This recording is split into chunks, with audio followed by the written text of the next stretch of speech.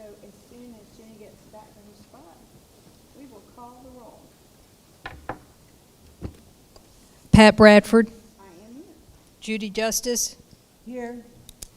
Josie Barnhart, Here. Kim Clark, Paul Slavic, Hannah Moon, Here. Philip Sutton, Charlene Thompson, Jared Worthington, Here. Stephanie Walker, Rob Zappel, Eric Cradle, Amanda Kusiak, Here. Lisa Wurzbacher. Here. Okay, thank you. Hold on. Natalie English, John Hennett, Christopher Riley, Here. Vivian Jones. All right, good then. As chair, Pete Wildebohr is with us today, and I have asked him to lead the Pledge of Allegiance. Starts with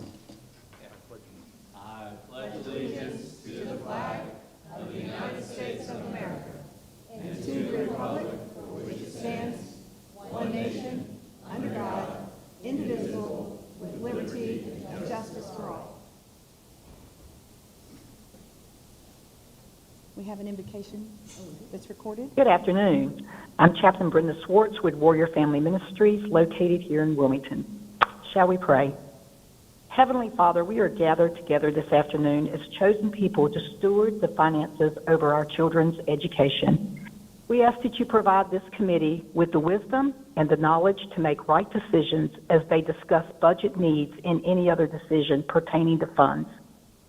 Continue to watch over, protect, and bless our schools, staff, teachers, and these committee members as they continue to be servant leaders within our community. In Jesus' name we pray. Amen.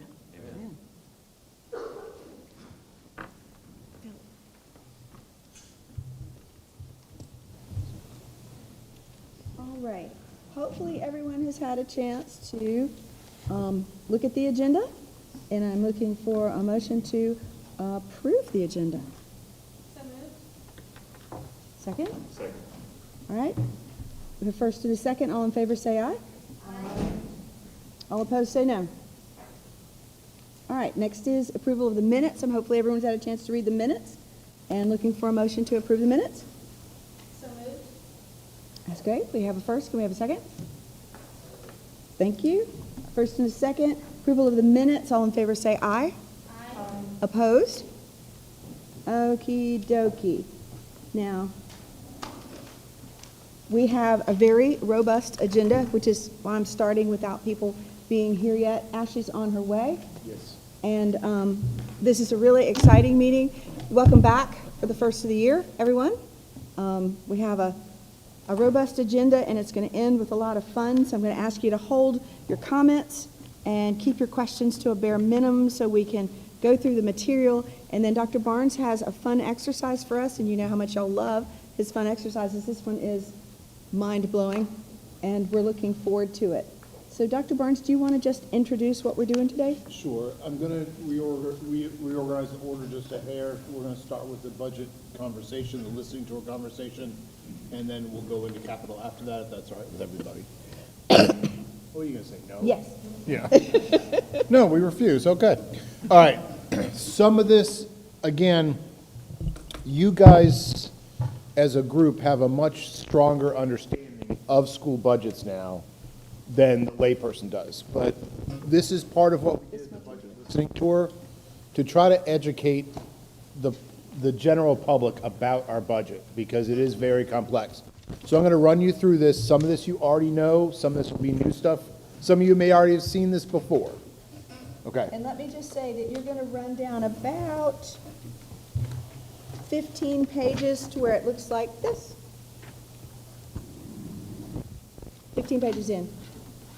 And if you're more visual, you can see it on the board. Yes, you can. All right. So first things first, it's important to look at where we were a couple of years ago versus where we are now. I think that the most important thing to remember is this is our second year that we're in now of reducing 300 positions out of the budget. Now, we could probably spend the rest of the time we have here debating on whether or not, where was fat and where was meat and where was bone and all those things. And this isn't an argument about whether or not we needed those 300 positions. It is more about this is the reality of the situation that we are in. We had to learn to live within our means, and our means were declining rapidly. So, go ahead. So, you can skip that. You've heard me talk about culture before. I do want to remind everyone consistently about the work that we are doing and the fact that we are outpacing the state in 11 out of 13 areas. 11 out of the 13 things that the state measures, we are above the state average, and in some places comfortably above. The two areas that we are not above the state average is graduation rate and Math 1. Now, this past year, we got over the state average in that graduation rate, but we're not over enough. And quite frankly, the number's not 100%, which is what it should be. All right, when you look down there, you'll see some other stuff. We are in the top 15 of the state in grades 3 through 8 end of grade testing. Over 75% of our schools meet or exceed growth expectations. And you've heard me talk some about outperforming the Big 12. The Big 12 are the largest districts in the state. There are more kids in the top 12 districts than there are in the rest of the state put together. So if I want a hard and fast, down and dirty look at how we're doing to most of the state, I'll compare us to the Big 12. And then, of course, we're outperforming the Big 12 in most areas as well. Okay. Just some things to look at. We have the 6th largest teacher supplement in the state. Dr. Barnes, I thought we had the largest. Yep, for about 20 minutes. And then someone tried to slip ahead of us. When you look at the county appropriation and supplemental tax, we are 13th in the state, and in local per pupil spending, which you'll see in a minute, of all 115 school systems in the state, we are 9th. Okay? And of course, remember, at 3,200 employees, we are the 2nd largest employer in the county. All right, hit me. All right. Just more stuff about us that's awesome. And then let's get into it. So what you see here is our total ADM over the last 5 years. Now, ADM, you'll hear me say a lot, ADM is average daily membership. It's how the state funds us. It's how we get most of our dollars and money. The state will fund us next year on what we had this year. And the concern is, if you look at the bottom row, we have lost several hundred students. So we are down to 23,760 is the number that they will be paying us for next year, which you have to understand is a reduction in the overall teachers and funding we will get from the state. All right. This is just at a glance over the last several years again, the percent of change. So we're down another 3%. Now, I'm going to show you in a minute. Go to the next slide. I think this is really important data to look at.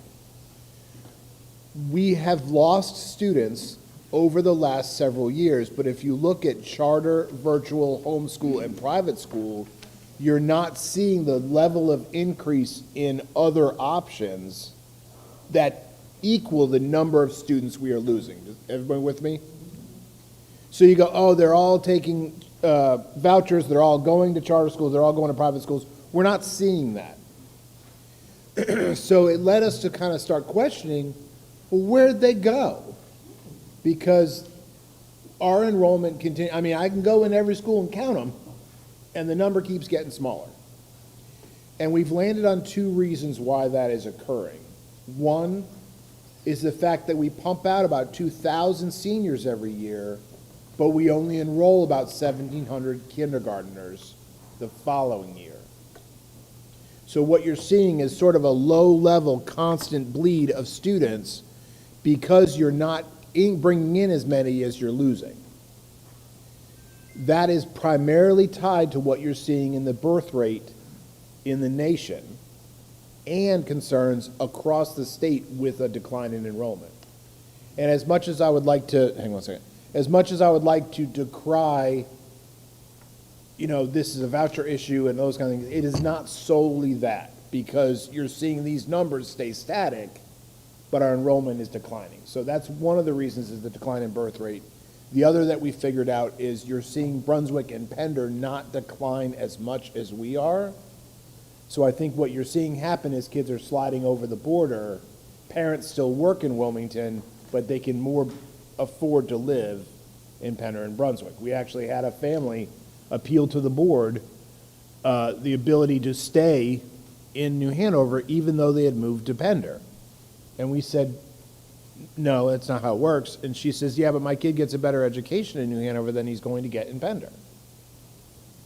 But you're not paying into that system. So you're seeing some of those things happening. Yes, sir.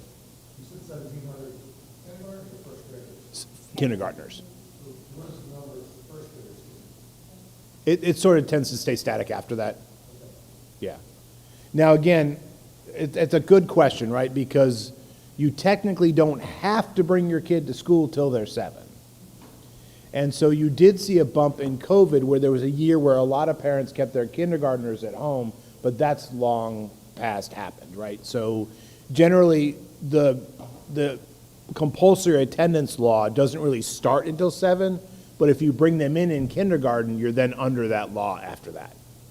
So, okay. This is just a rundown. Now, you guys, some of you know and some of you don't care.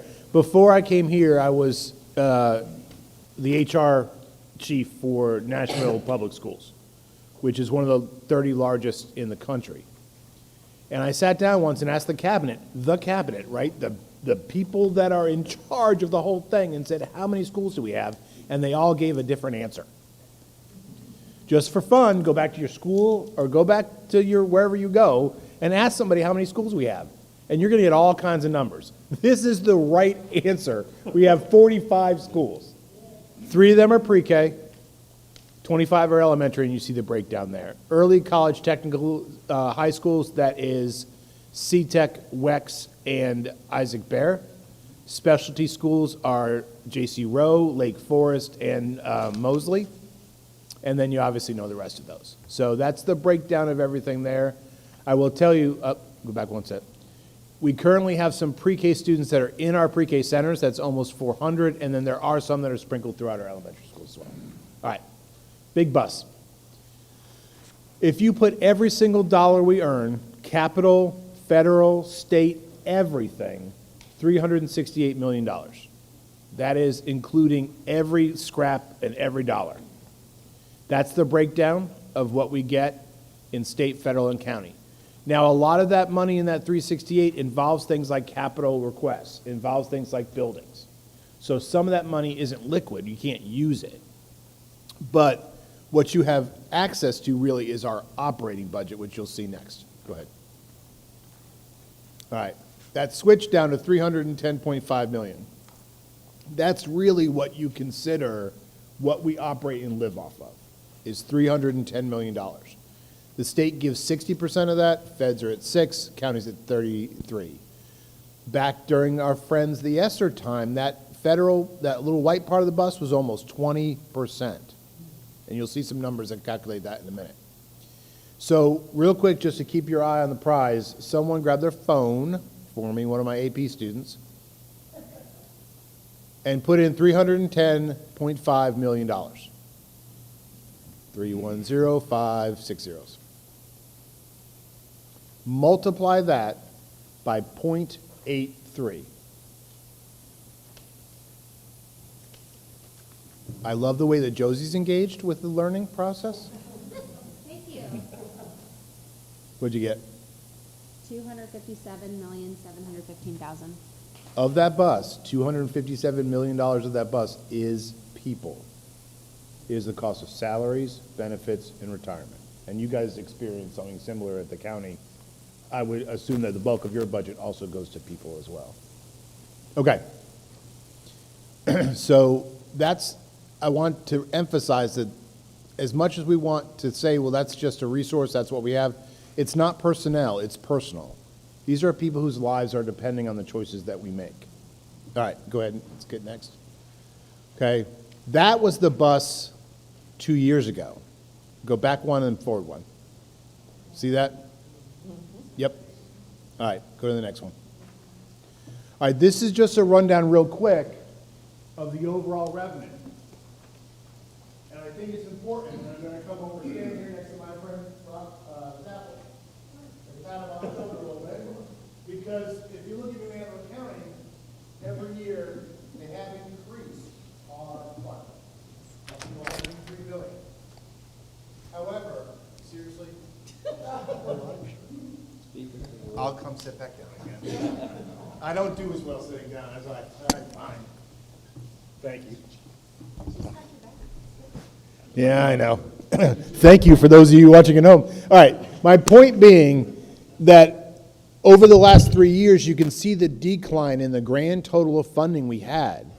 The year before I stepped into this role, we were operating budget of $350 million. We are now down to 310. If you think that doesn't affect children in schools every day, you are wrong. And you're not looking at this the way I need you to look at this, okay? Obviously, the U.S. government that last year, or the last 2 years, you're seeing a decline from the ESSER funding.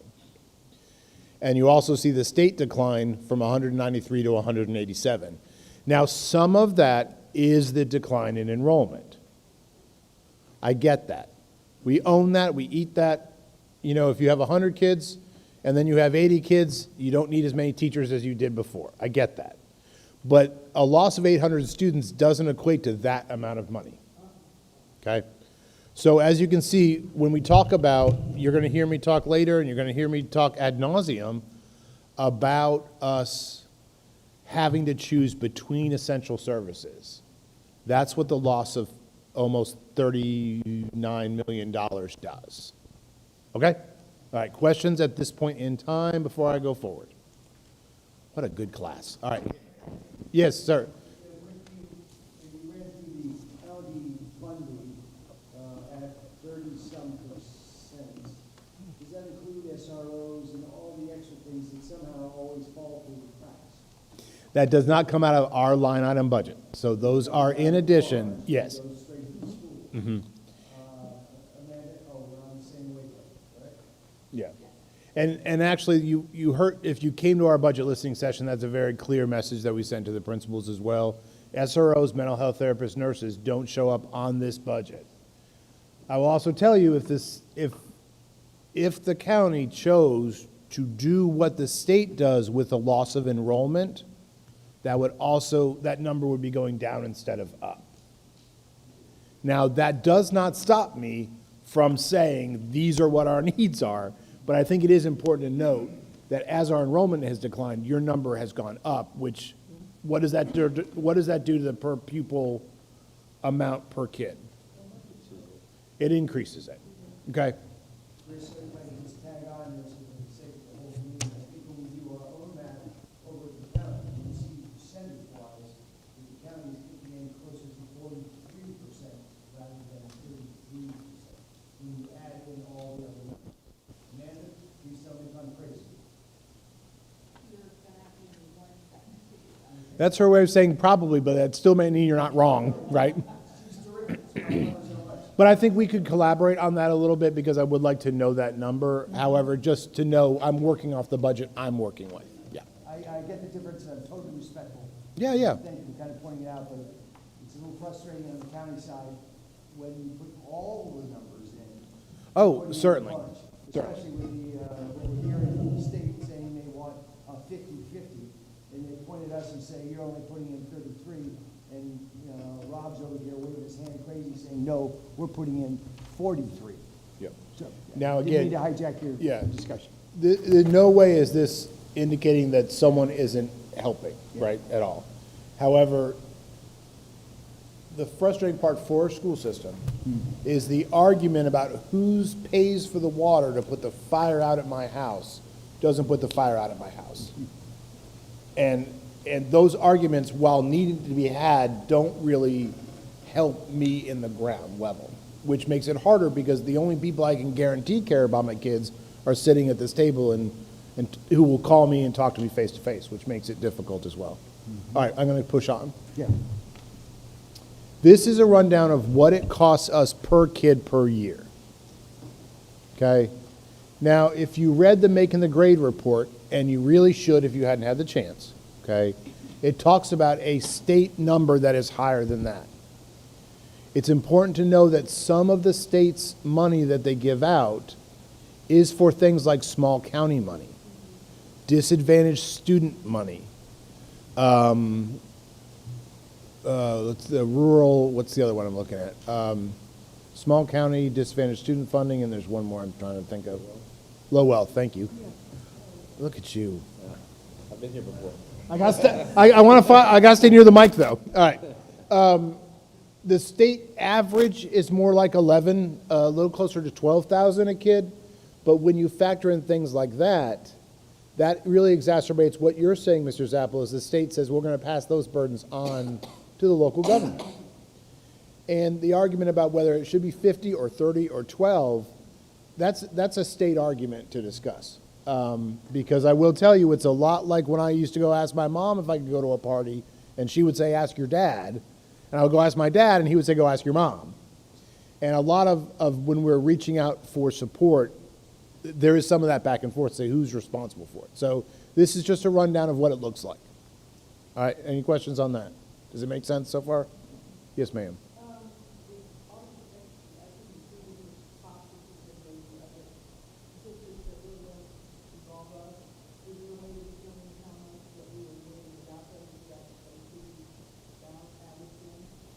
Oh, how much we should get or whatever? Oh, that's what we do. That's what we actually get. Yeah. 8,006. The state average is more like 11,000 per pupil, but we get 8,000. Yeah, yeah. But I want to explain that because if you read that report, you go, wait a second, I thought it was 12,000. No, it's 12,000 average across the whole thing, but for us, and it's also a little more difficult because we have to strike that balance. Okay. All right, hit me. I'm going to skip this because you're going to get to experience this in real time when we get to talking about the allotment, so we're going to skip that. We're going to pass this one on too because you've heard enough about EC. The biggest thing we're talking about on this slide here is a reduction in funding based on sort of a perfect storm of events. One is that we are seeing a decrease in enrollment, as is everyone. One is you're seeing that the cost of every individual employee continues to rise. Health insurance is more expensive. Retirement is more expensive. And when you're kicking in 25% of your yearly salary for a person for their pension, that can add up pretty quick. The third problem is that we made a commitment to stop using our fund balance to balance our operating budget, which means we said we're no longer going to draw out of our savings account at the end of the month to balance our checking account. Now, we can say we're all noble for doing that, and we're doing it because we're good, solid, good financial people, but the real reason is we don't have one. Not anymore. So that perfect storm sort of reconciled all together to bring us to where we are. Now, I will tell you that right-sizing is difficult. It is a hard thing to do, and I'm not going to minimize the work that everyone has to do at this job. I worked in a rural county prior to this. I worked in Union County prior to this. And everyone else is, if not in the same boat that we are in, are becoming in the same boat we are in. I will tell you, because of Ashley's work, or Ms. Sutton's work, and the work that the board has been committed to doing, we are not in the place that some districts are. I could rattle off several districts that are millions of dollars in the hole. A few years ago, a county near to us had to go back and ask their commissioners for $1 million more because they couldn't pay salaries to the end of the year. Gaston County's $8 million in the hole right now. We all know about Winston-Salem. And so these talks about whether or not we need to figure out how to become more agile and adaptable are going to have to happen as well. Okay, next one. Obviously, you know we have 6 strategic initiatives. Those are targeted for what the data says are our biggest weak areas. I think the most important things for us are things like attendance, academic performance, graduation rate, and the things that we know that we can measure, and are kind of our main responsibilities. Okay. And then you guys know a lot about the bond. We're not going to burden you with that because you've heard a lot about this, but that will start ramping up after we get into the summer, leading up into next fall. because we want to make sure we knock that one out of the park. Okay? All right, I think you can forward through that. And then I think, Ashley, we are kicking it over to you. Any questions? Anything in that not make sense?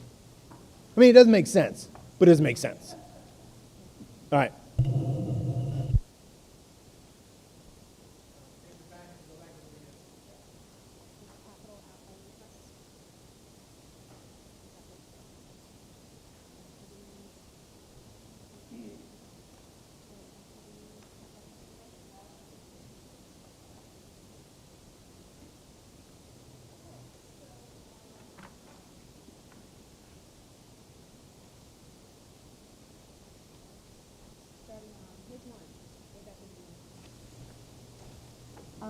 So we've got a summary here for you. This is similar to what the same format as we've used in previous years.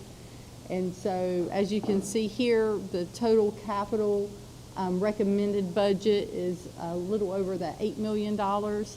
And we've got it broken down into those different categories, with repairs and renovations coming in at the 5.2 million. Technology at 2.3 million, furniture and equipment 238,000, vehicles 244,000 approximately, to come up to that 8 million.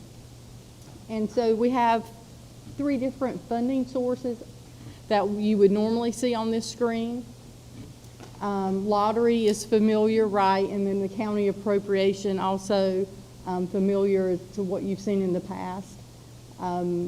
A new column you see there is endowment.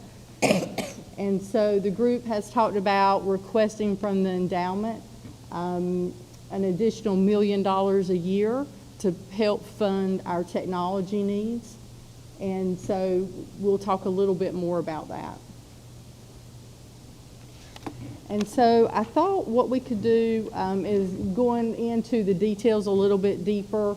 We've got some people here. Kevin Lee, if you want to come up to the table, you're welcome to. If we've got some empty spots, so you'll have a 2 seats right speaker. here, one on either side of. Yeah, so you'll have a microphone. And so, Rob, I'll let you go first if that's okay, but I did want to share with the group, the recommendation coming forward is 5.2 million. However, the total request received from schools and departments equaled 57.8 million. So the team really scaled down to get to that 5.2 million. I also want to reference, that we are heading into a year where we are going to ask our public for a bond referendum of $320 million. I want that to be percolating in your head as we're talking about the capital requests we plan on making as well. Does that make sense? Because if I'm going to go ask my mom for an increase in my allowance, I'm not going to also tell her that I need to borrow $250,000. Right, and certainly a lot of the things, which I'm sure Rob can speak to as well, that showed up on that total request were things that we'd be able to use funding from the bond for. So there's some duplication there. Yep. Yeah, and so the only thing I would say too is I can take that down just a little bit more. Excuse me.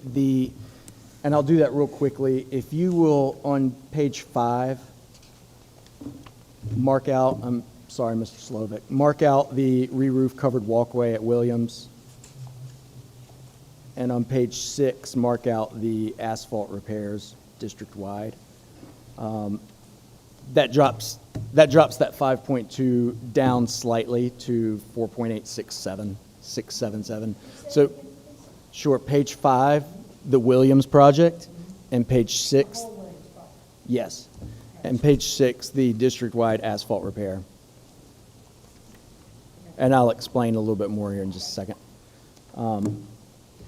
So, and I apologize, these, as you all probably know, these are conversations we're having sometimes 3 or 4 times a day between myself and Ashley, Ms. Brinson, and Dr. Barnes. And so I think ultimately in adjusting some of the numbers, the most recent version of my things that I presented to Ashley included those, and I didn't mean for them to, so I apologize. So that being said, yes, I think there are a couple things on here with, if the bond were to move forward, There could appear to be some duplication because some of these things have to do specifically with HVAC concerns. But part of the reason that they're on here is because if that bond moves forward, that money doesn't become available for at least another year. And we've got some needs that we want to address sooner than that, and we'll need to address sooner than that. So that's where you'll see some of that overlap. The other item, and the reason that some of those other two things came off, but the reason for whittling it down some as well is these are not presented in a priority order, but I would argue that the last item on the list, which is the transportation hub underground storage tanks, is our priority one. And so we had some savings from the New Hanover project that we were hoping to reallocate. We presented that to the county. Mr. Walker told me to take a hike. No, I'm just kidding. That did not happen, and so I'm totally kidding. He's always pleasant. But when that was not approved, we have made that our priority one for our projects. And so everything else in there is currently a priority, but if we are to go back through, which we often do, if we go back through and we discuss additional priorities, this would be bumped up to the top of that list. And so I wanted to highlight that because it's currently at the very end of the list, and I wanted you all to know that doesn't make it our least concerning item. It was just a matter of how quickly I could get this revised into Ms. Sutton. So that being said, the majority of the items in here, what we tried to eliminate in some of the projects that we had were more district-wide projects. What we tried to do is eliminate some of those and hit things that were specific to individual sites. So for example, you'll see Snipes Academy, Veterans Park, Freeman. There are a couple of district-wide things, and those are safety. So the flashers control that has to do with traffic, and access control has to do with adding locks to our mobile units across the district. Williston Middle is the envelope repair. New boys baseball field dugouts at Trask. The roof maintenance is district-wide, and that tends to be something that we fund with lottery money from the state. So that is typically, that's $250 every year, I believe, for the most recent years. And we typically use lottery money for those funds. So that's just part of our ongoing roof sustainability. And then the other items in there fall primarily under school nutrition, and it just has to do with replacing some of our large freezers that our schools use in the kitchens. And I think that's I do have a couple of vehicle requests in that packet as well. As you might imagine, we've whittled that down too.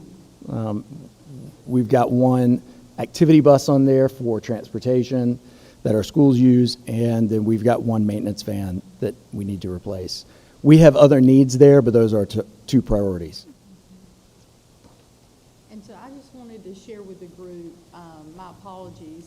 Assembly did not get updated. We had both technology and operations. We had a meeting to discuss capital, and the slides in Assembly did not get updated, so of course in your packet did not get updated. So we will send out the updated spreadsheets to you guys, so you'll have copies of those.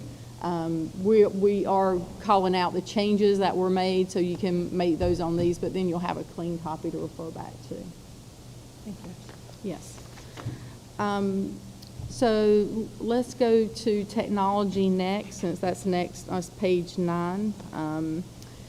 And the total request submitted from schools and departments was $9.2 million, and the recommendation coming forward is approximately $2.3 million. So Ms. Brinson, if you would like to talk through those for us. Yes. So the first item on our list is replacing some desktops and laptops. Windows 10 is going away, so we have to update all our laptops and desktops to Windows 11. We have some that we can't update because the hardware in them is too old. So that first line would be those. The second line is for some iPads across the district. Again, the same thing. Gen 5 and 6 are no longer, are at an end of life. 7 iPads are end of life in the next few months. So we need those replaced. We have iPads in just about every school, and so we need to replace those.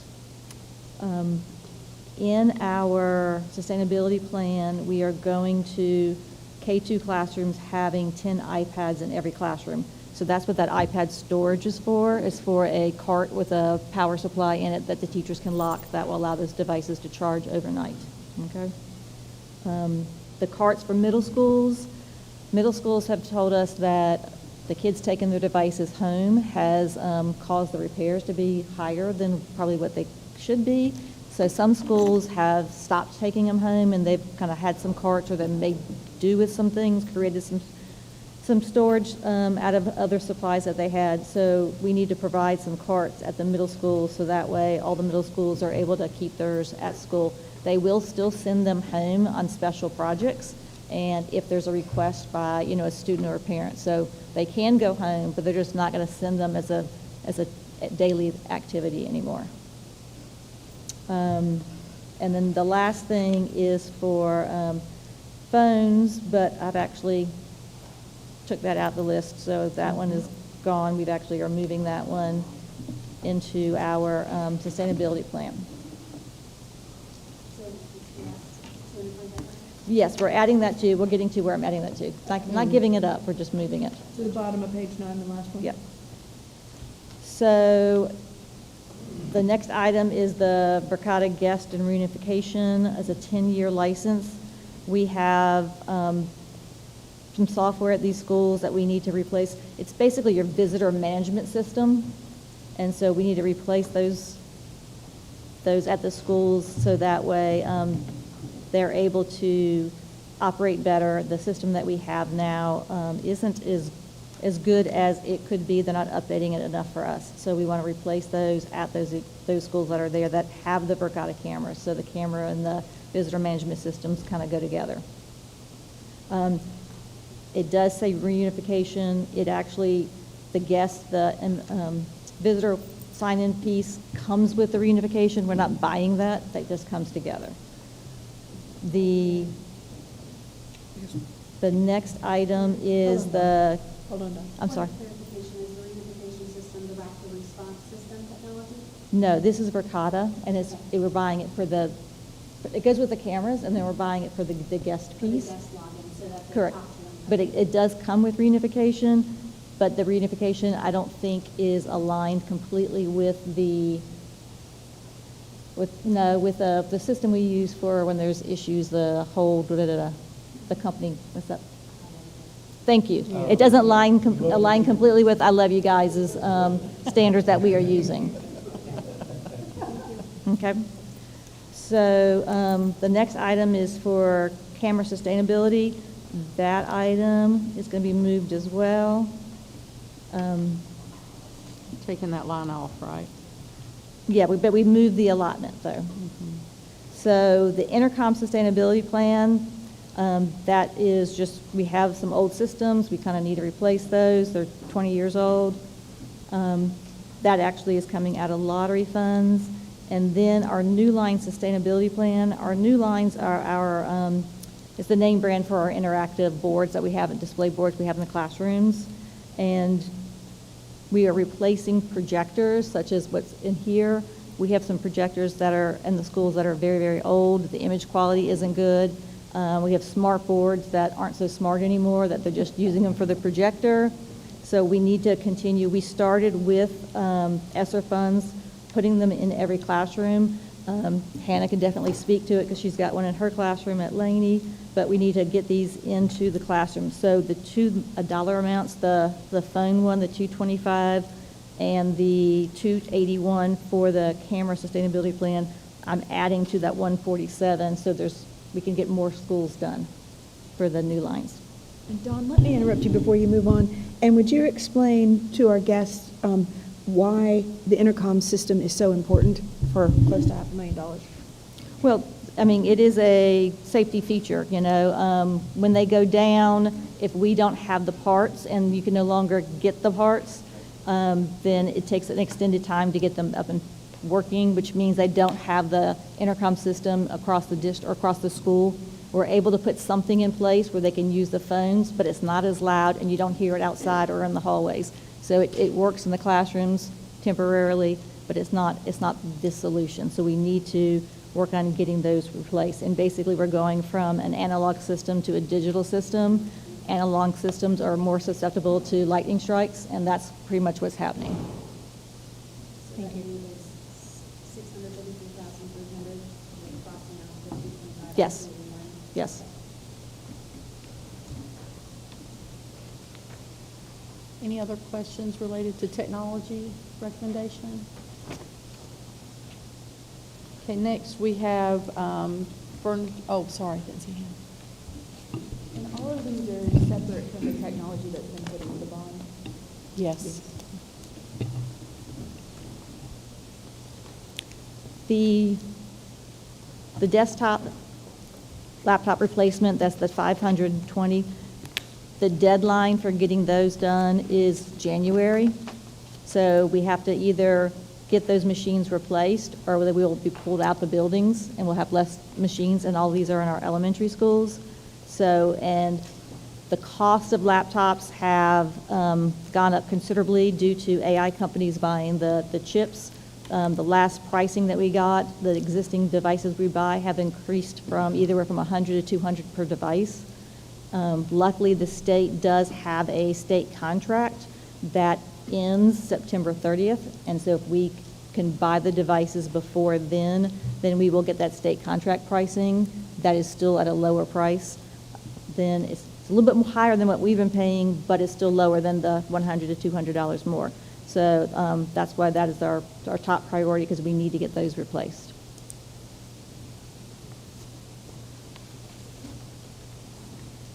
Okay. So Kevin Lee's joining us today to talk about furniture and equipment requests. He is the Director of Purchasing, so I'll pass it on over to you. Oh, I did want to add the total request for furniture and equipment that was submitted from schools and departments was $343,000, and the recommendation is the $238,000 you see here. Thank you, Kevin. So just a little background, the state and the feds do not provide any funding for the equipment we're asking for, though they might provide some furniture and equipment money for other programs, but these items aren't. And typically, if you go to a bond and we build a new school, the furniture would be in that bond. And my request is about 8% of the total request, so I'm hoping y'all can help out. Last year, there was no funding for furniture and equipment for New Hanover County Schools, and we use state contract vendors for all these purchases, and they've gone through the rigorous requirements of the state. First on the list, Ashley High School, 25th anniversary this year, and coincidentally, the media center is 25 years old.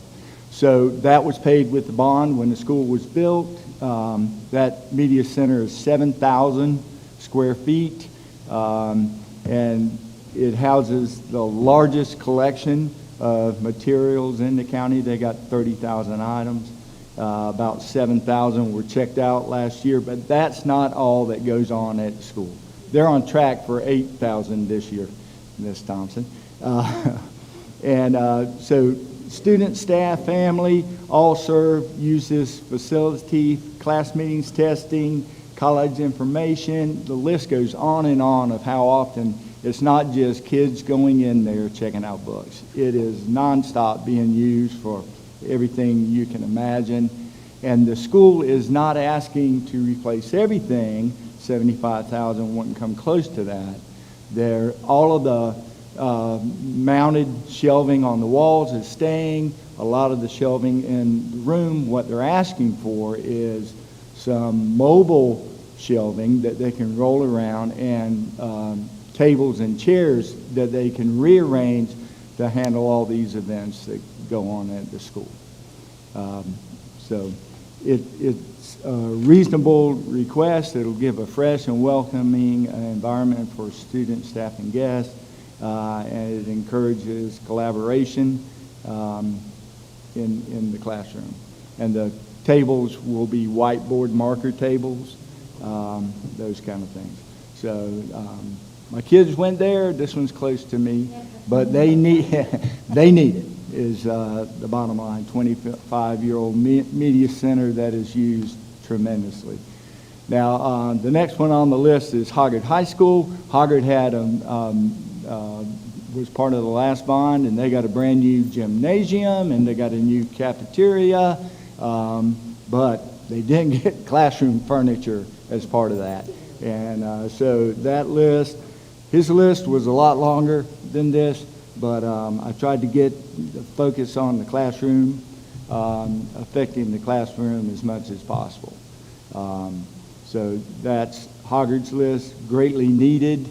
I will point out that we built, the latest two schools we built were Porter's Neck, but Blair was demolished and replaced. We saved all the furniture we could out of there, and College Park was demolished and replaced, and we saved all that furniture. And I'm going to say 90% of that furniture that was in those schools went to other schools. And we got a little bit left that schools can use in a punch, like new mobile classrooms if there's no funding for it. So that's Hoggard. Next on the list is maintenance equipment. It's custodial equipment, but it's for these schools. And the schools listed here are the ones. Last year we didn't get any funding for this, so they're 2 years behind on replacing it. Our custodial staff, there's about 200. And they are maintaining 3,700,000 square feet, almost 4 million square feet in our county. 50 buildings. They got a staff of 200, and they have 300 pieces of equipment. This request is replacing 2 to 3% of that equipment. Our maintenance team maintains the equipment, tries to keep it in good working condition, and it's a desperate need to keep these facilities up and running.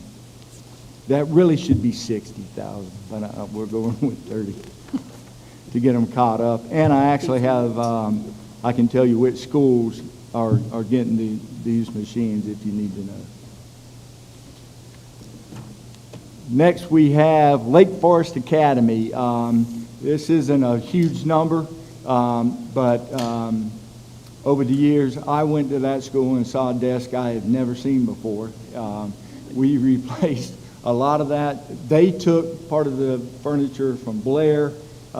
Their students can be aggressive, and she wanted some heavier stuff so they couldn't throw it. She has an incredible list of the reasons behind it.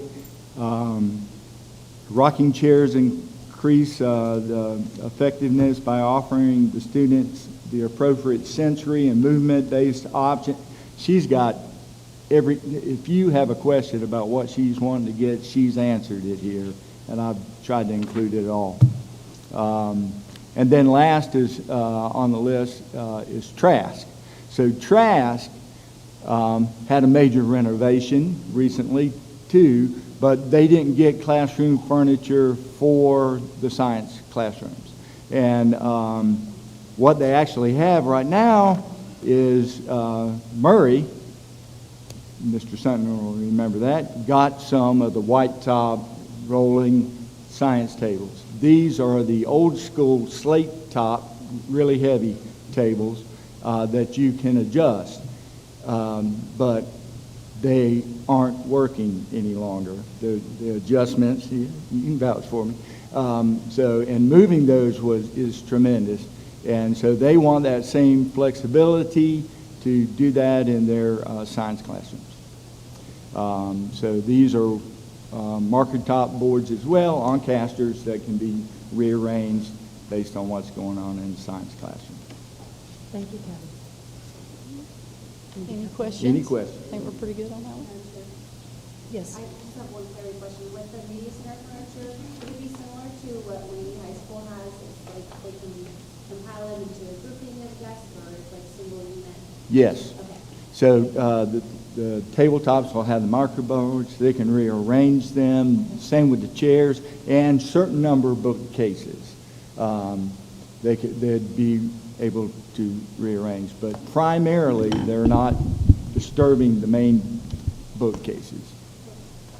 And Kevin, I have one for Trask. That equipment would move to the new Trask when it is finally built, right? It would. Well, that would be y'all's call, but I think that if the new Trask is built, then that would include new furniture. Okay. So this would stay. Would become the existing building. ninth grade, Laney. Right. Okay, thank you. but we would make sure we utilize everything we can. Oh, yeah. Okay, and Dr. Morgan, you've spoken a little bit about vehicles. I don't know if you want to go into any more detail. I believe the total request was $585,000, and the recommendation coming forward is the $244,201. The only other thing I would say is, not specifically about vehicles, but to echo Dr. Barnes' sentiment earlier, is that I really do think in our efforts to go through and whittle down these lists, we have really done it with the mentality that we realize we're going for a bond as well. And so we tried to take that into consideration and really eliminate things, or defer things, I should say, that we feel like can be put on the back burner momentarily.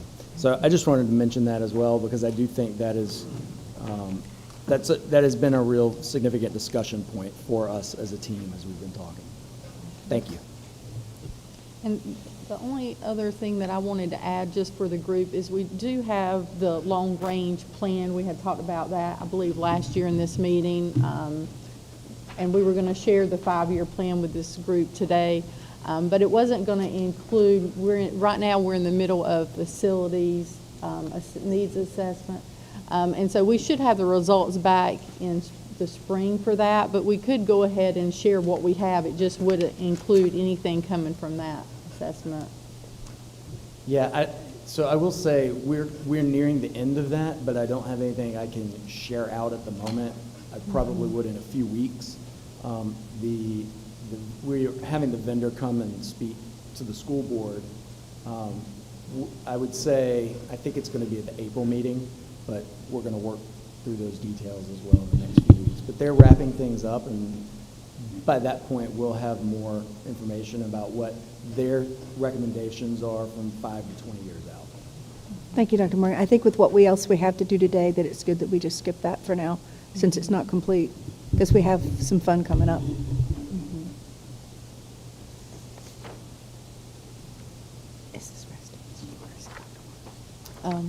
Then we go to Dr. Barnes, but I can talk. Are there any other questions about the capital recommendation? So, yes. I just have a question for clarity. So the new number is $7,677,133. The total did not change. Whenever Dr. Morgan was speaking to his first part of the presentation, he had said to cross off the re-roof the covered parkway, which was $199,000, and also to cross off the concrete asphalt, which would bump the total down close we to added back. 400,000. So I just wanted to clarity, is the total recommendation asked 8,015,000, or is it supposed to be 7,000,000? Let's circle back. Okay. Because I have it, we just didn't get it pulled in. Okay. My total, when I left the office, was the same, that we just rearranged things, but the grand total is still the same. And then my other question is, just for the sake of clarity, I see the endowment for $1 million. So how does that equate to that total number? Are we saying the county ask is the 8 million, or are we saying we would like $1 million from the endowment and the rest is coming from the county? How does the endowment piece fall in there? So remember, on the first page, you see here you have 4 different funding sources, 2 of those being lottery. So the county ask would be $2,842,000. I'm sorry, yes, sorry, $1,433. And then the endowment Would be $1 million of that. would be $1 million. Okay, of that bigger number, that 8 Mhm. million. Okay. Yeah. Okay. Anything else before we move on?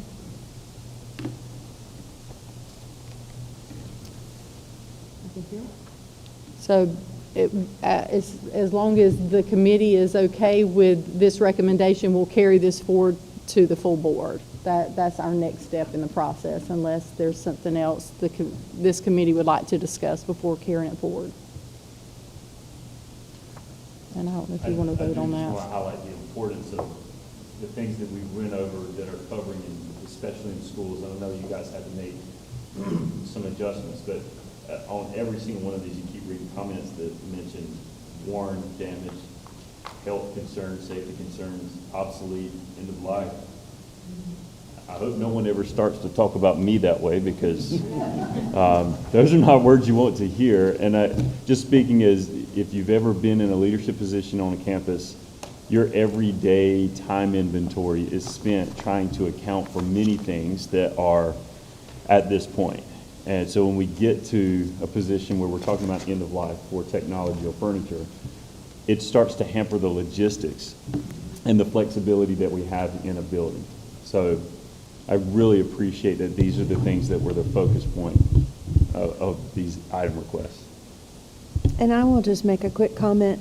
When we look at the number of students that we have lost, if they're considering one of our schools and a brand-new charter school or a beautifully furnished private school, and they're seeing end of life, worn out completely, and so on, it's going to be harder for them to make the decision to choose public school, because those things do count when you're first initially looking at a school. Any questions before we move on? I know you're fretting with something. I can see it. I feel I appreciate the amount of detail going into this. I feel it's way more than I've ever been allowed to see before. And some of the priorities, above my head in a lot of ways, are getting with really specific needs that really do some people. But I just want to make a double check that here, that we're in the town, is part of this conversation. I just want to double check with my people over here. That the number where we're headed, we're recommending is actually $2.8 Yes. million for county corporation capital needs. That's correct. That's correct. And the question I'll ask, and I apologize in the open session to do this, is this in the areas or is this lining up with what you've been hearing? In line with what I've been hearing, and it's in line with what I'm holding currently to balance right now. So we're all in line. Yes.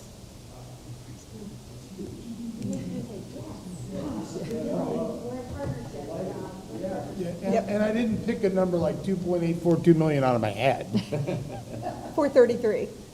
Anybody's counting. What I also heard from the various presenters is a much greater need, and that they're downsizing their requests all along the line.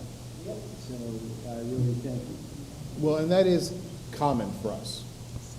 Do you know what I mean? But at the end of the day, the county commissioners, this group did a lot of work to put a $320 million bond on the docket, and we have to be cognizant of that fact as well. Mr. Hennett. Do you need a motion from this body to pass? Or is it, I think we have in the past. I think we do. okay. Of all the questions, is all the discussion done? I don't think so. Yes, Amanda?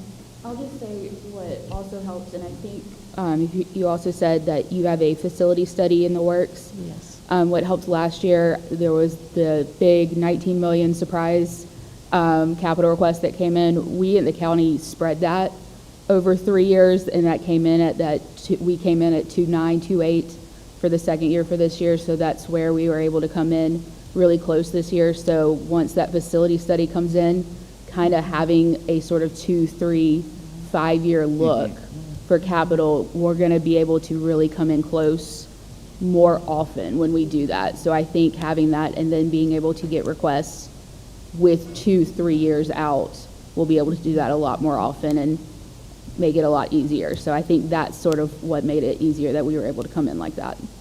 And our plan is going forward to not only have that information for repairs and renovations, but also for technologies to have those sustainability plans, so you see the layout and what those things are. Ms. Barnhart? Thank you, Madam Chair.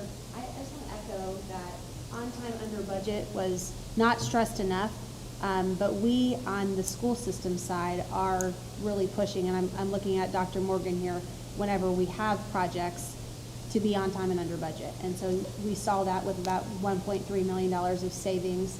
You heard it of the repurposing of the furniture that we have. So we are being fiscally responsible and continue the shared partnership to understand that this is not just spending money to spend money. So I just want to echo and thank our staff for doing their job with fidelity. So thank you. Yes. I do have to throw one thing out. And just something that I don't know that everybody knows, but in case you don't know, because of the state of New Hanover County right now, we actually lost some money that we were given before from the state, and I'm not saying that was right for them to do that, but we got money to help with our local supplements. And because of the wealth of New Hanover County, the state has, in their infinite decisions, has said that we were going to lose, was it $2.3 million. And, that's not part of the ask here, but it is, the money's got to come from somewhere, because we don't want to go to our teachers and say, hey, guys, I'm sorry, but the state's going to cut you a good chunk of change here. So, that is something that we have to realize, too, that the state has now said, we're going to shift that to the county, and we are not going to the county saying, that our superintendent and Ms. Sutton have figured other ways to be able to supplement that money, so. We've done a lot of absorption this last year that may have gone unnoticed, but we certainly have. Ms. Justice?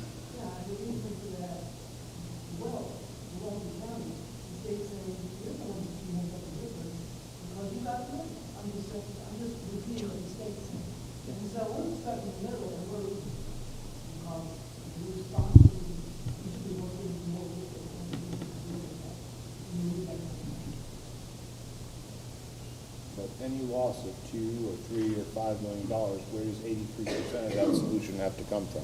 People, positions. Mr. Hennett? Madam Chair, I move that this committee recommend the amended capital outlay request for fiscal year 2026, 2027. So you're moving that this body approve the county appropriation in the amount of $2.842 and $433 and change to go forward. Correct.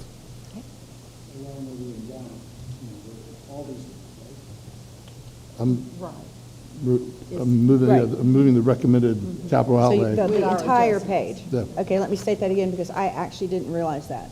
So we are moving that we accept this entire budget summary request from all categories, state and endowment and so on, for the total of just over $8 million. All in favor, say aye. Aye.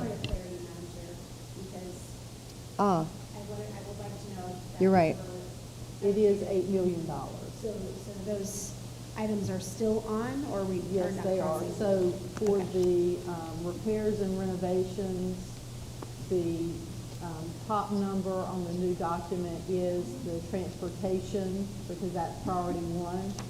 And then the $738,400 is next. Then $185,000. Then $188,500. So this should be going in line. I don't think these others are in a different order. And then the chiller replacement at Freeman is $821,600. And then the next one's $58,500. Are they in a different order? So when I add these up, I'm sorry, but it comes to $5,206,265,000, which ties back to the original summary that was in the packet. This one? Yes. So up here, see that number didn't I see it. change. Okay. All right, so to restate, we're voting to approve the capital outlay budget summary request totaling $8,015,718. Everybody good with that? All in favor, say aye. Aye. Aye. All opposed, say no. That passes, I don't know what the quorum is at this point. Okay. So, we will move on.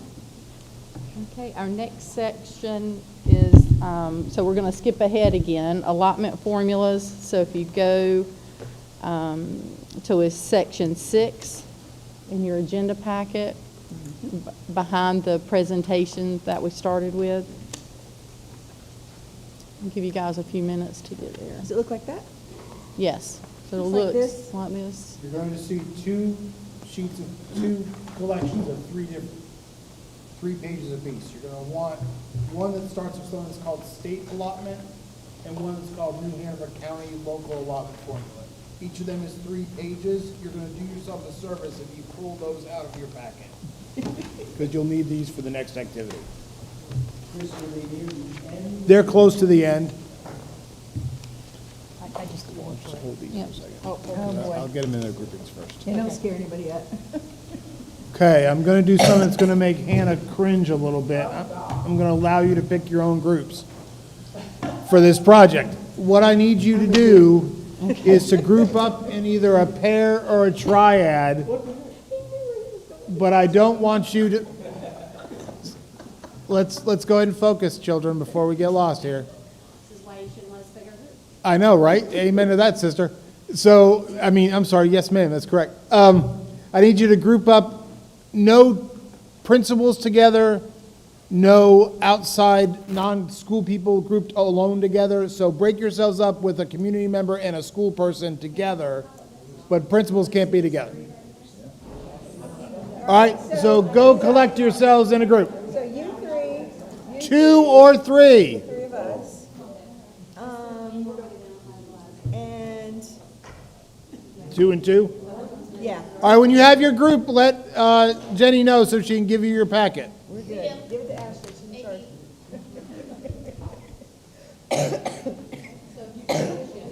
Yes. Who wants to be the scribe? Okay, here you go. How interesting that we grouped in groups of 3. All right.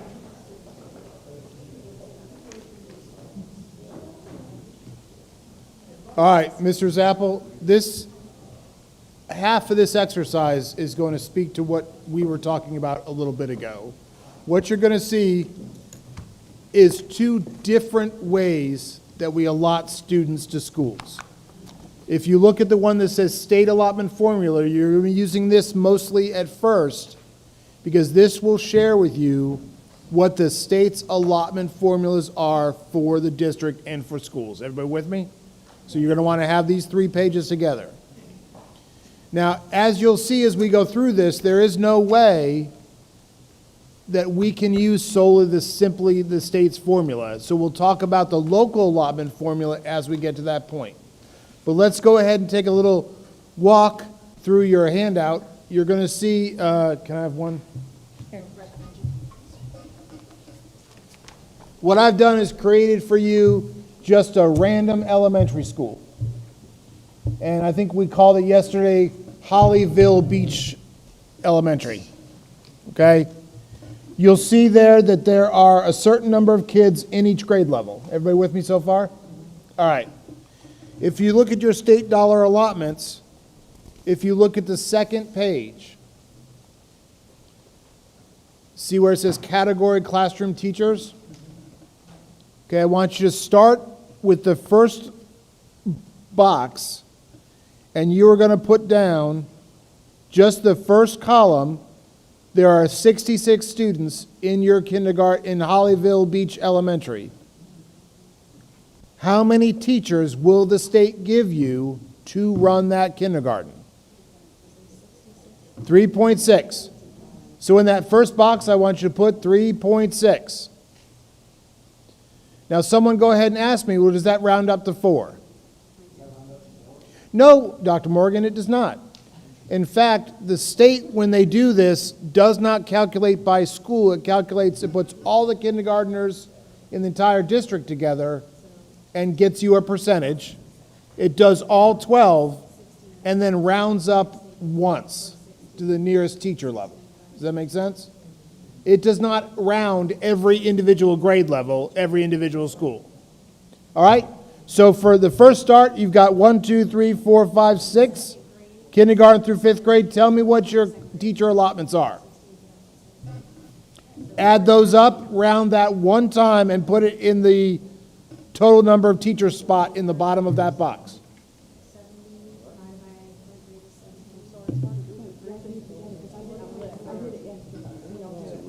I'll do it with Dr. Hey, Barnes. were you want us to use the state law? Yes. So you weren't here yesterday. What am I looking at you for?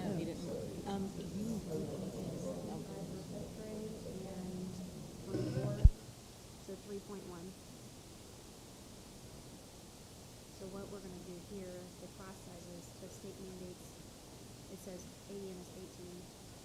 We are legally allowed to have up to 3 more than that. So in kindergarten, the max we can have in a class is 21. So, I think we're classified up, but let's, if we have 66 students, the max we can have is 21, so we have to have 4 class sizes, like, deducing logically, because 21 times 3 is 63, and we have 66. So, if we're, we haven't done this part yet, but we're gonna do 4, and we have to divide it, we did 66 students divided by 4 classrooms. There would be 16.5 students in a class, does that make sense? So we have to look at. Once you have the total, you can round up one time. So legally, we can have plus 3 more students than what they say. Okay, so. So they give it, they give it like. Do me a favor, stay in that first box for now, please. We're selling at a faster pace. We're an AIG student over here. No, he's no cross out scribbles, but. Okay, does anyone have the number of teachers?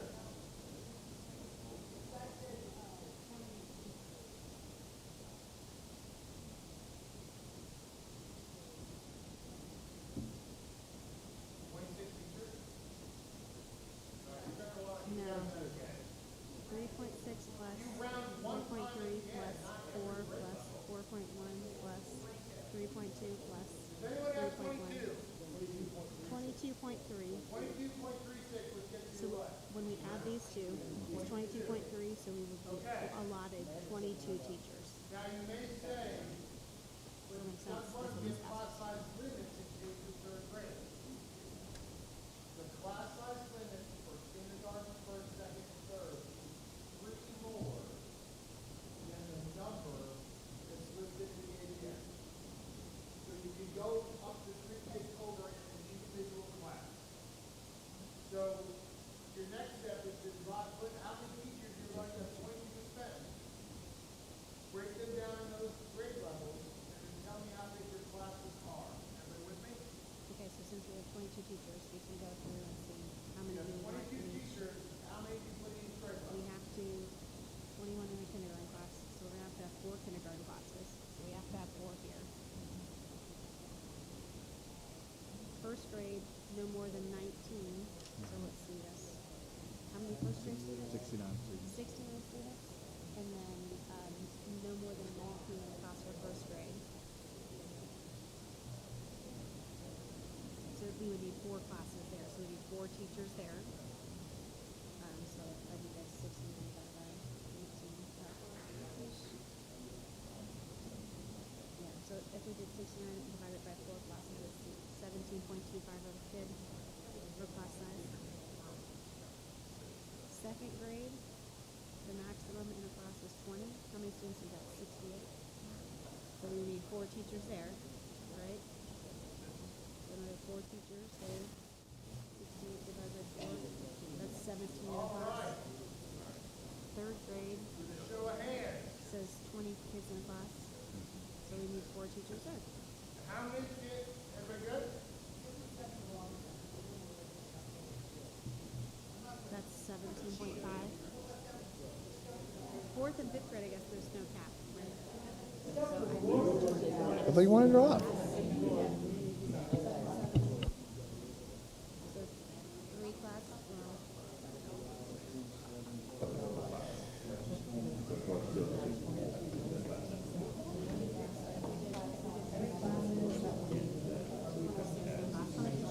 well, John is working with Dawn. We still don't have it.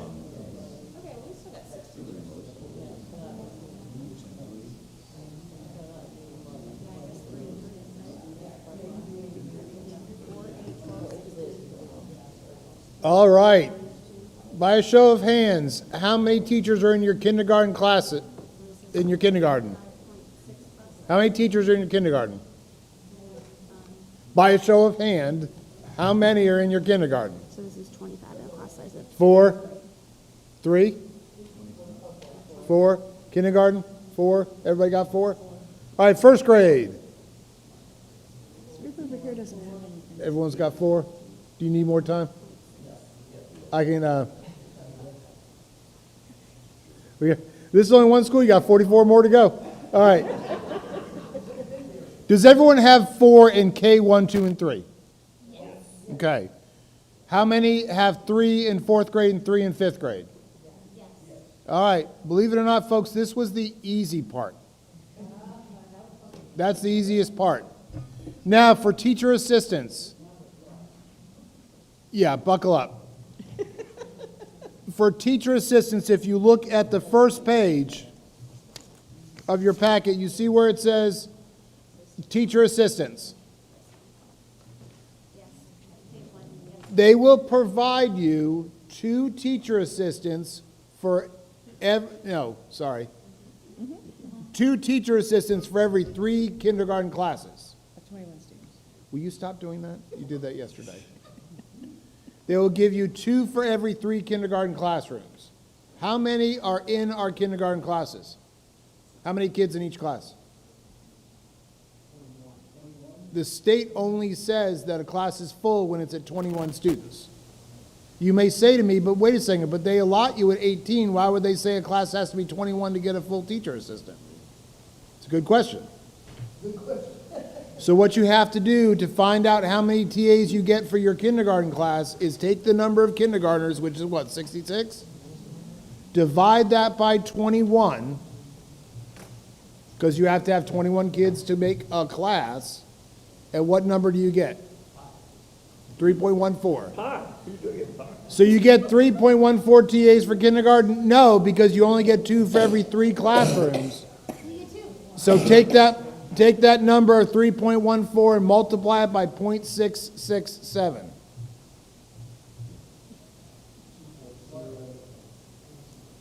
$2.1. All right, so you get 2.1 for kindergarten.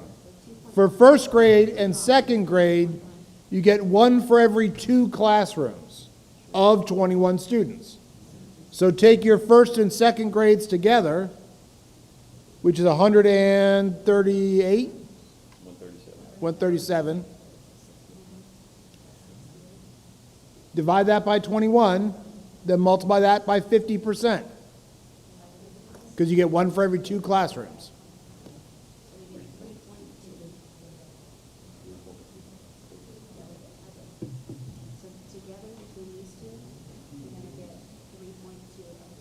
For third grade, take 70 divided by 21.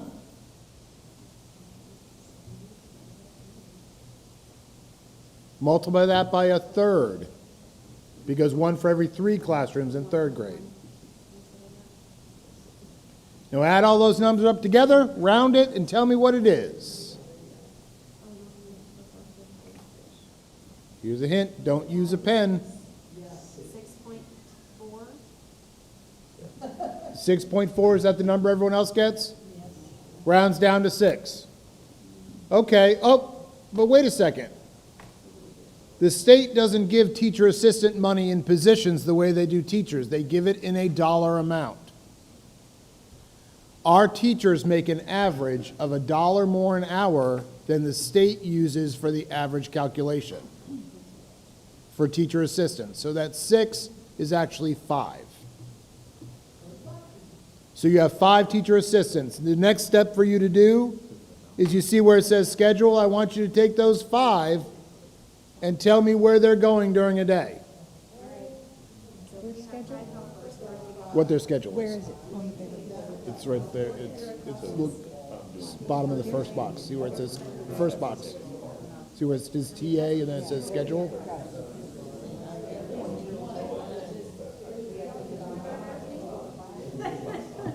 For the whole school.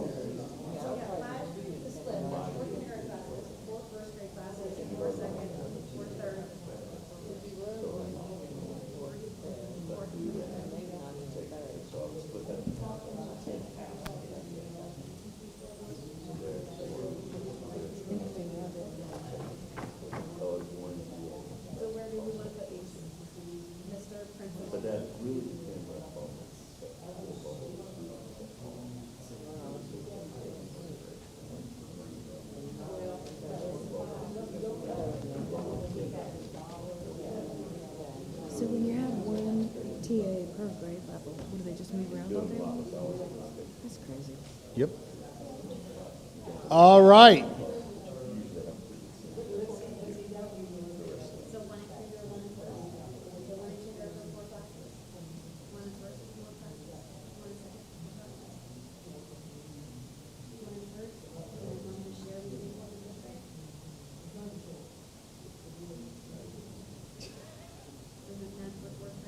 What'd you guys do? We said, well, I said, I'm sorry. Man. That's why group projects are bad for grading. Yeah, 3rd, 4th, and 5th grade get nothing. Yep. Concentrate on K2. That's pretty much how it goes everywhere. Yeah. That's what they got. All right. How many of you in the group put all of your TAs in K2? So 3rd, 4th, and 5th, you're on your own. Okay. No, we have one in 3rd grade over here. You have one in 3rd grade? Would you care to comment on the BOGs in 3rd grade? But let's, Paul, you've got, about this number of kids. How many non-ECTAs do you have? 4, right? Yep. I'm not dummying this up. This is actually what it is, folks. Okay? All right. To exacerbate this problem, just so you're aware, when the things got so tight with special ed, we actually have taken all the 3rd grade allotment, when you see that allotment of 1 TA for every 3 classes of 21 students, the entire 3rd grade allotment that the state gives us, we turn over for EC to use for TAs in EC classrooms because the funding has gotten so small. So that's why he ends up having 4 instead of 5. Okay. Now, let's talk about EC. This is a little confusing, so just hang with me for a second, okay? The state will fund us at 13% of our population for special ed. So I'll just give you exactly 13%. So how many total students are in your school? 425. Multiply that by 13%, and that's going to tell you how many special ed kids you have. 55. You have 55 special ed students in your building. If you look at the state formula, now, again, let me explain one thing. You see in parentheses it says one separate setting? That means you have 8 students who are in what's called a max service program. ISCS, SDA, something like that. You have to staff that room with 1 teacher and 2 TAs for 8 students. So when that 55, 8 of those kids are separate in the entire day. All right. Go back to your state dollar allotments. Ready? Look at page 3. And you'll see where it says children with disabilities, school aged. You see that? One more page.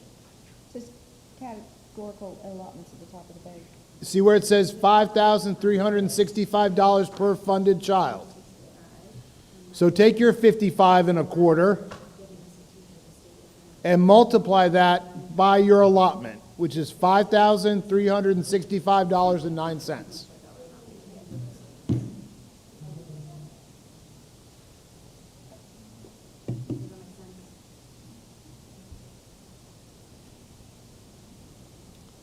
And how much money do you get?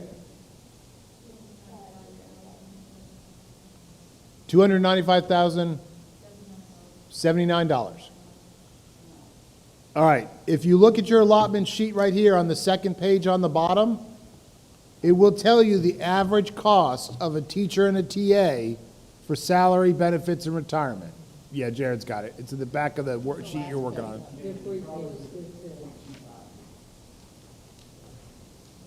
You see it? It's actually the third page. Well, oh, sorry, third page.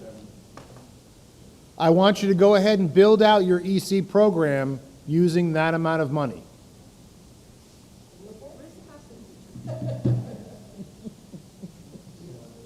Realizing for that separate setting, you need one teacher just for those 8 kids.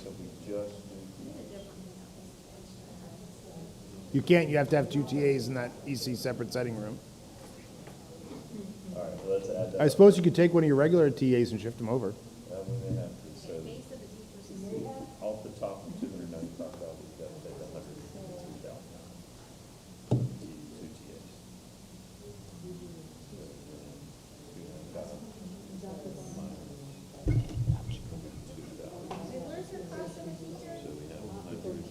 It's on page I'm sorry? 3.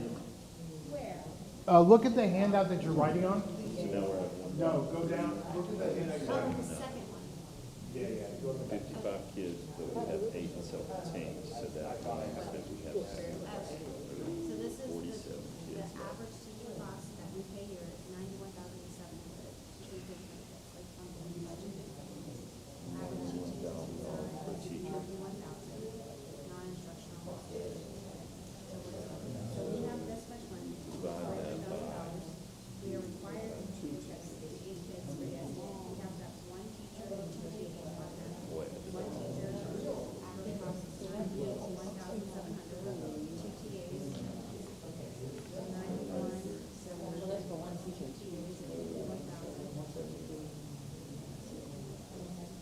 Just my estimate cost, so it'll be $193,700. So how much is that leave us?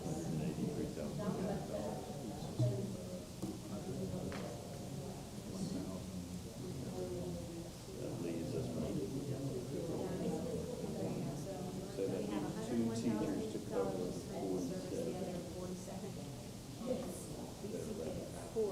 So that's either, what do you guys want to do, one teacher, or 2 more TAs? Oh crap, we gotta have a research teacher for the self-contained classroom. Yes, you do. We only have $9,000 there. Yes, you do. So one of these teachers is gonna have to cover that, so that means one teacher has 55 kids, or one teacher has 47 kids. No, it's not allowed. So we gotta pay for another teacher. We'll get to that. All right. How many of you landed on 2 teachers and 2 TAs? Is that where we all got? Yeah. Anyone notice the problem with that? For which one? You got 47. You have 1 teacher covering 47 resource kids. That's not going to be allowed, but just hang on to that thought, okay? We'll come back to that. Just to make sure that I'm understanding it, so 47 kids isn't a classroom of 5th graders. 47 kids is spread across 6 different grades that Correct. have reading, math, science, social studies, lunch, recess, PE, and everything else at different times that you have to accommodate. The other 47 children would be considered resource, where they get support, but they're not pulled out of their class necessarily for a long period of time. Okay, just put a pin in that, because we're going to come back to it, okay? Let's go down to the next one. Instructional support. The state has an allotment formula for instructional support. You'll find it on page 1. No, you won't. You'll find it on page 2. Someone tell me what it is, instructional support. 417.15. 1 teacher for every 417.15. Instructional support covers counselor, media coordinator, instructional coach, and social worker. You receive one for 417 students. Oh, not one of each, just one. So we have to decide if it's the media coordinator or the counselor or the instructional coach. You have one allotment. Where are you going to put it? Yeah, so you would just get one allotment, this is 1.0, just one allotment. So, do we want counselor, media coordinator, instructional coach, or social worker?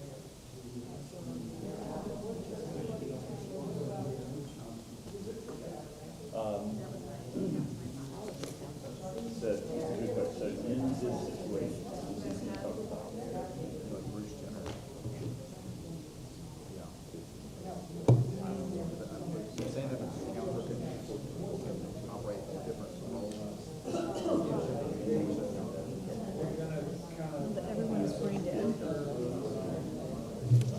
And this is a simple one.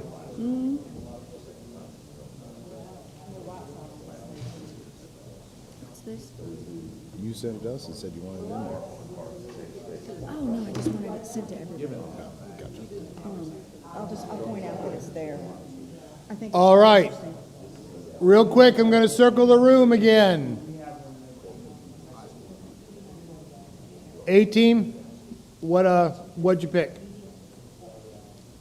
I think I would probably pick either media center or counselor because I gotta have that counselor considering the situations that. All right, so you picked a counselor. What'd you guys pick? Counselor, what'd you guys pick? Counselor? Counselor? Counselor? Okay, so we all picked counselor, so none of you have a media coordinator, a social worker, or an instructional coach. Okay, next. Enrichment teachers. Hey, you know what? We've got, if we get our budget approved for furniture in the media center, we'll let the furniture just deal with these. All right. For some reason, I think the state's too embarrassed to put this position allotment in, so I'll give it to you.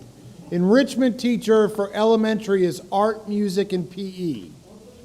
You get one allotment for every 191 students you have. You get one teacher for every 191. So arguably, what do you get? You can look for it, it's not there. You get two. So I need you guys to write down whether you're picking art, music, and PE, you can have two of the three. Well, do we have to have any? You're required to have the, oh, sorry. That's what I said, we have to have it. No, I'm talking about requirements. No, you can send your kids out, recess can count it, you'll just have to have your teachers do PE. Right, teachers are legally required to have a I'm just break. telling you the way that the rule works. In fact, the rule doesn't mandate teacher time. It mandates as much as is available and an ability to ensure student safety. Can you really have your, core teachers say I'm gonna teach PE? Is that, allowed? You have a requirement to teach PE. You honestly don't have the same requirement to give teachers the same amount of planning.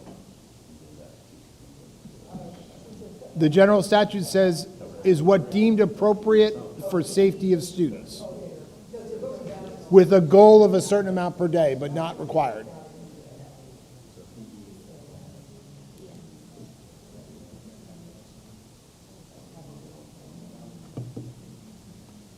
All right. We're going to circle the room. I want to know which one you did without. Which one did you drop? We're gonna talk to a neighboring school about splitting. All right, so we heard we're going to talk to a neighborhood school about splitting. What do you guys want to do?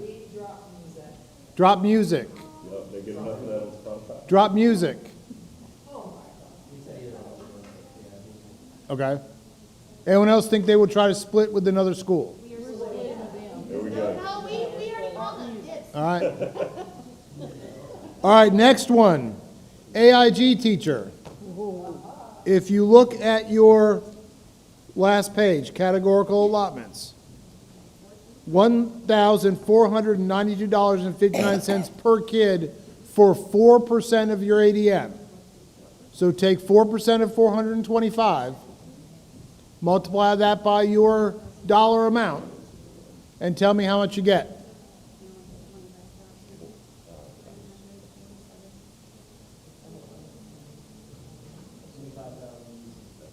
All right, divide that by the cost of a teacher and give me a percentage.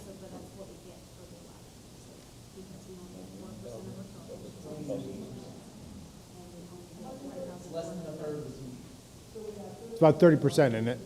27.8. I'll give you 30, just to be a nice guy. We get a third of it. You get 30%. Now, is it accurate that 4% of our students are listed as AIG? Do you want to take a stab at what our actual number is? Just a hair over 20% of our students require AIG services. We get funded for 4%, and 20% of our kids are in need of services for AIG. So let's continue on. All right, assistant principal. I will give you this one again. It's on page 2 under position allotments. The state will provide you 1 month of an assistant principal for every 98.53 kids you have. So that's months of employment.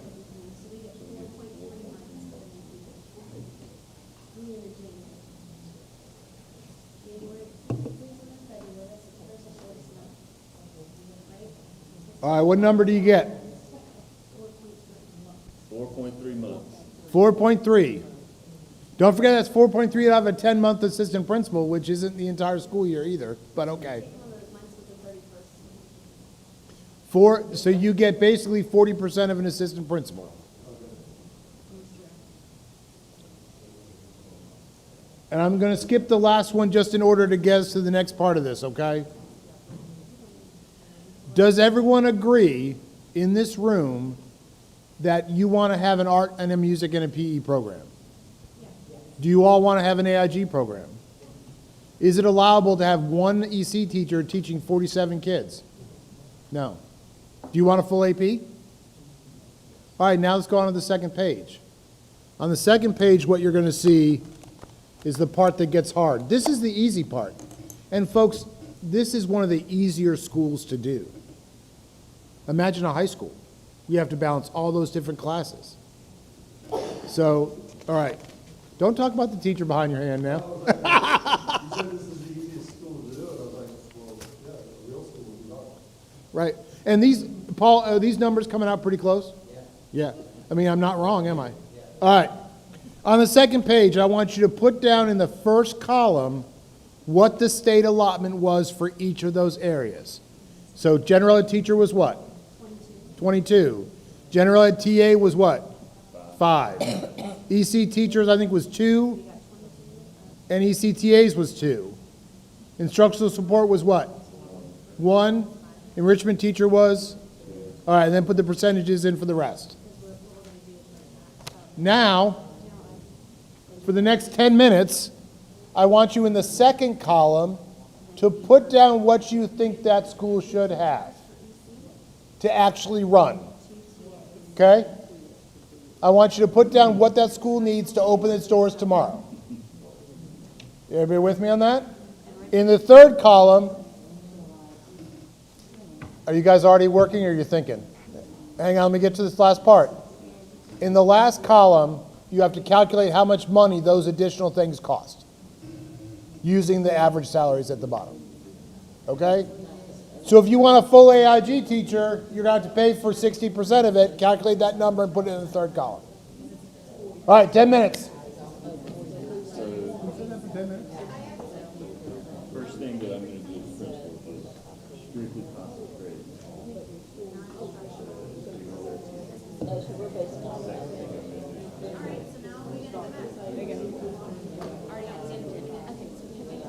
After that, I'm feeling the gap is a lot of advertising. A lot of that was We've got that next meeting coming in.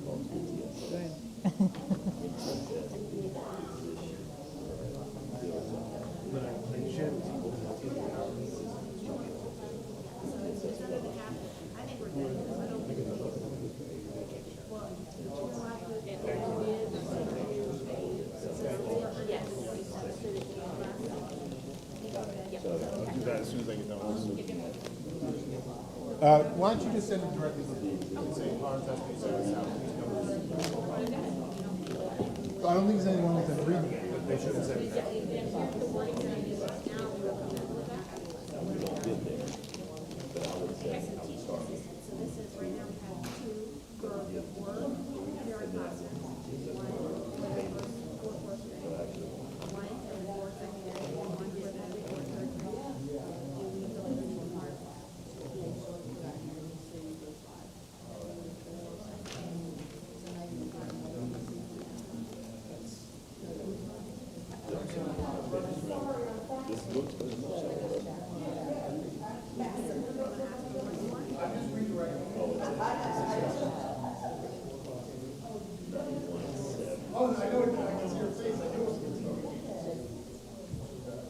We added two here, we're requesting two more. Then the local dollar that we set for the TA. I can't function with 47 kids in DC services. So I need one. So I need an additional 91. Okay, PC teachers. Obviously not in compliance with one teacher being included. The SDA class is one and two teams. So one teacher per. See my brain, I see this all in transform this is 3 and so it really doesn't matter which one falls to. It's going to be extra, no extra, or no one extra.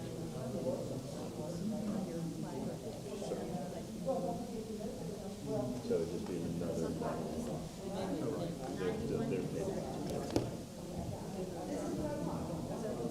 We said one more PC teacher, one more PC teacher, and one more PC teacher.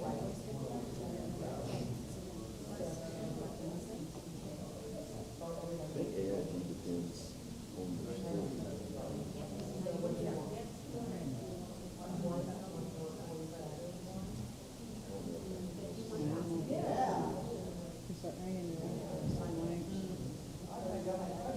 Instructional support. So at this point, we have the council. 49%. By 5 o'clock, it's going to be 100%. We got about 7 minutes left, guys. Do we want to ask for those 2 of those 3, or 1 of those 3, or 2 of those 3?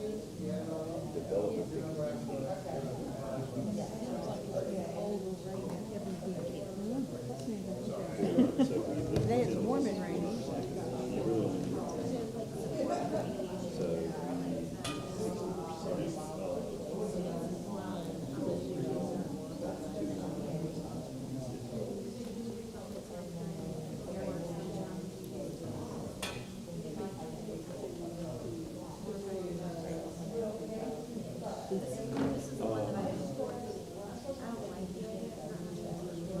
So this becomes a function of the logistics of the school. I can build a master plan that helps a lot with this. So to where I probably can give out only these or that would really, if I had to, stick with 5 if I were adding. So I would say if I could manage, if I just add this very much to either one, so 0 out 1. Instructional. That's this. So Instructional coaches. Let's say those are the teachers, 94,700. Instructional coaches.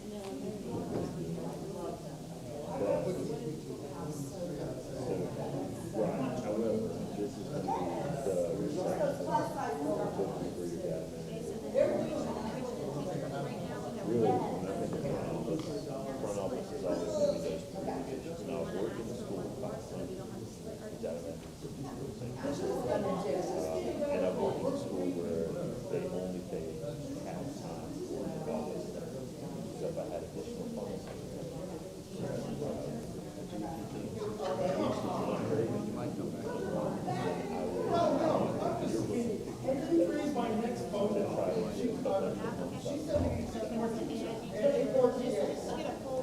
That's why.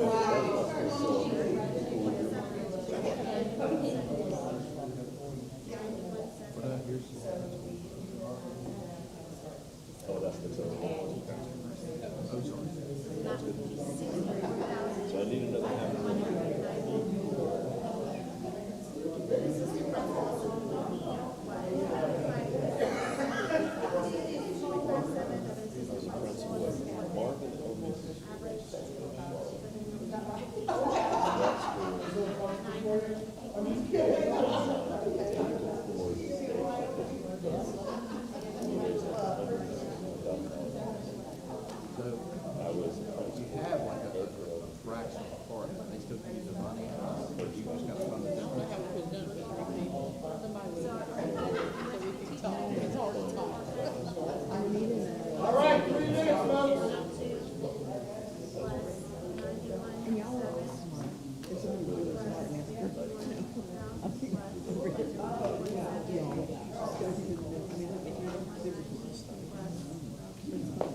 Jared, I just got a call from a music teacher, says she wants to talk to you. I bet, I don't know what I said, the mic was off.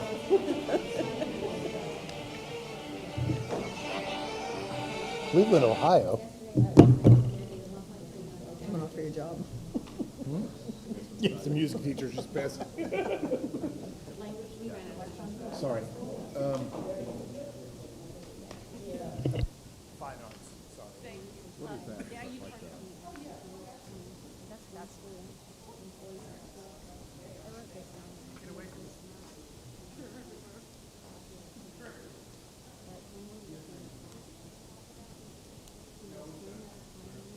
What is non-instructional personnel? All right, I'm going to drag you guys back a minute, but I just want to have a minute to go ahead and make sure we sort of process. All right. Is there any group that actually got to a actual number? Okay, be aware that any number that's above what we already calculated, where does that money come from? Our county commissioners.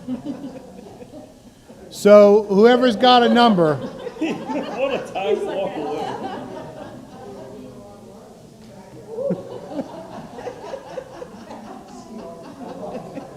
All right. Hey, just in his defense,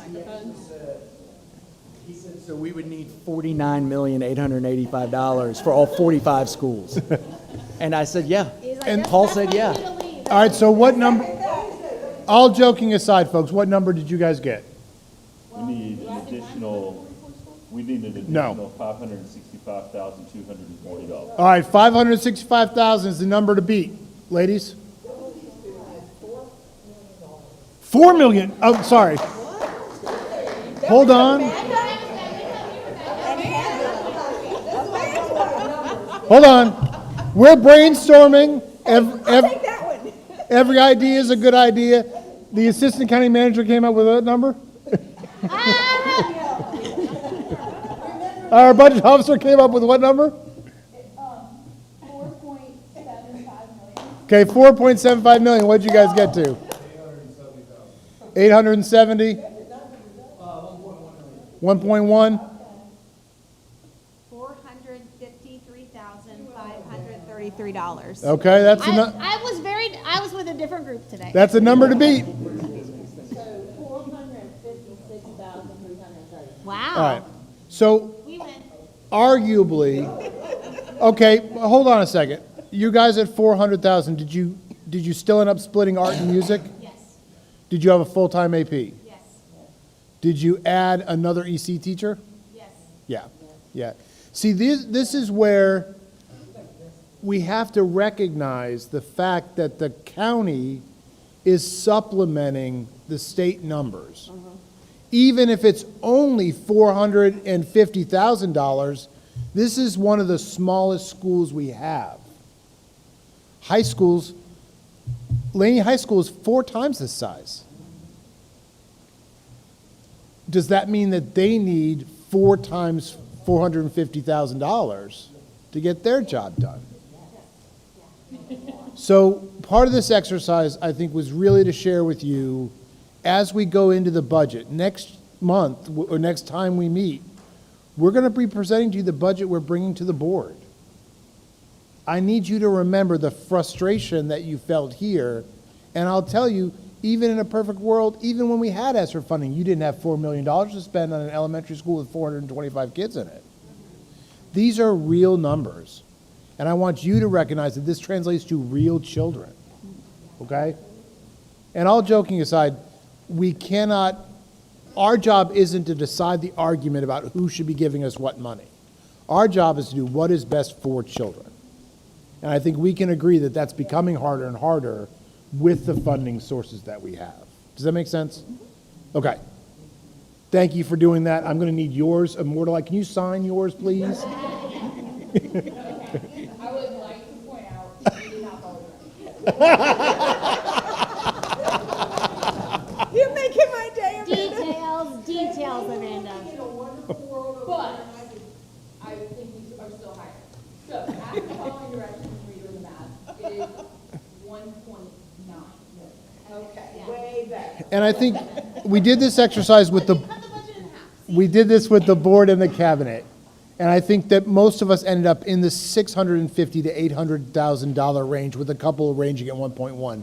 So those numbers between 600 and $1 million is really pretty accurate of what we're already adding.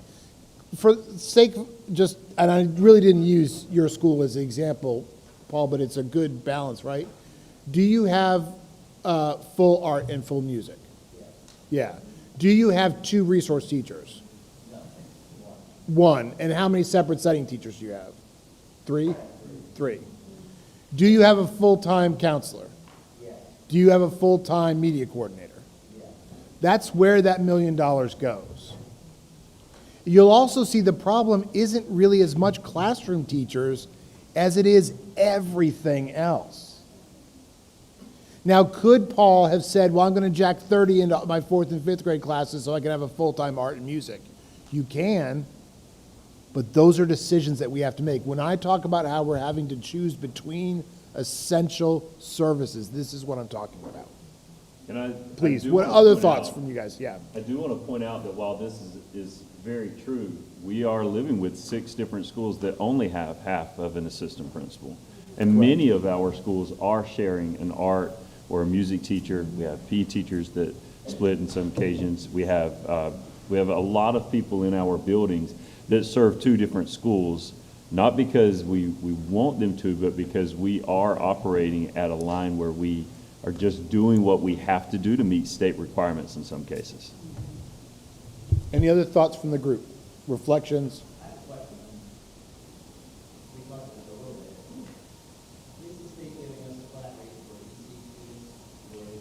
They cap it at 13%, and that's the number they give us, $5,300 per kid.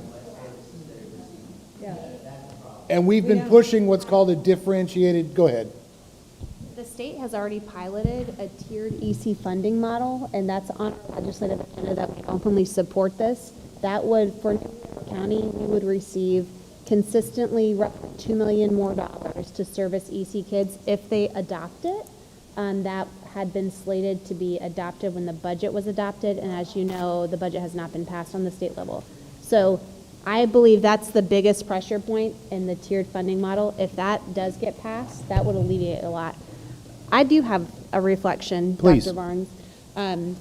One of the things, and this is not an easy move from one month to another to do, but looking at the numbers, for us to maintain consistent staffing and to maintain the resources while we have a shrinking population, and it's been 1,000 over the course of 4 years, so it's not a dramatic decline, but we haven't changed the numbers of our buildings. And so if we're saying we want to maintain the staff, which is 83%, and we absolutely do, maybe it's to reevaluate, because seeing these allotments, the more kids we have in one space, the more we have allotted from the state. And so this is something that I think it requires more long-term planning, and part of the bond discussion is we are increasing some of our core capacities of our buildings. And so that we can address that issue specifically. looking ahead to this is to say, you know, when we're trying to be flexible and say we don't want to cut opportunities for our students, the only other way that we can reflect and do things differently is to look at potentially reuse of space too. And I think, I mean, it's going to behoove us to do that. Otherwise, we're potentially going to have to cut resources for our students. And Making sure we're utilizing our spaces the most efficiently we can.